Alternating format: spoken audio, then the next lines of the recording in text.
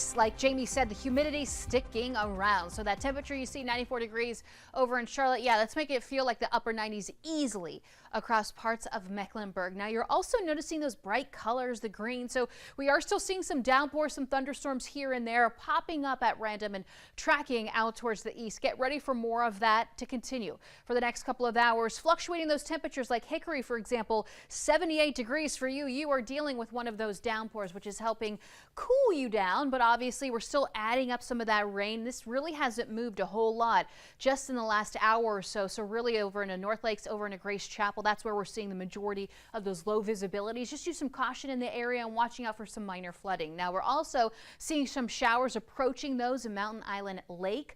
Also, just on the southern portion of Lake Norman, watching for some of that rain to really fizzle out as it continues to track eastward, but we are not completely in the clear. Now, tomorrow morning, we will be, at least briefly, of course. Temperatures mid-70s to get you out the door, and then in the afternoon, we warm right back up, just like today, getting ready for those upper 90s. The record for Charlotte tomorrow is 100 degrees, so 97 degrees, yeah, we're pretty close to it. Definitely above normal, which are normal high temperature this time of year.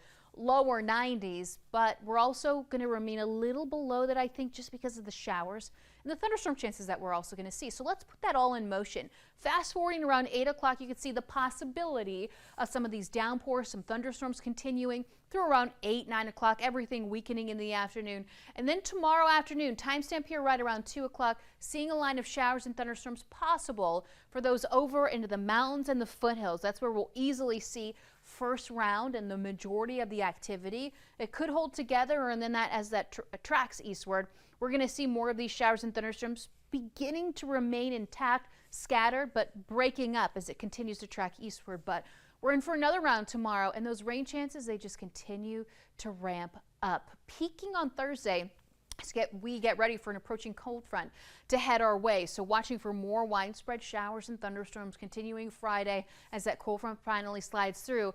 And then as we head into the weekend and next week, we just continue with this weather pattern, very active, of course, watching for more of these downpours, the thunderstorms to continue.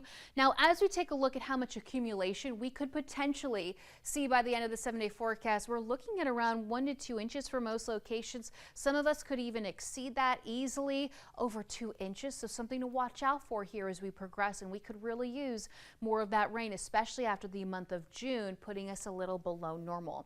So as we take a look at the 7-day forecast, first alerts just lighting up our board here, watching out for showers, thunderstorms, the heat tomorrow.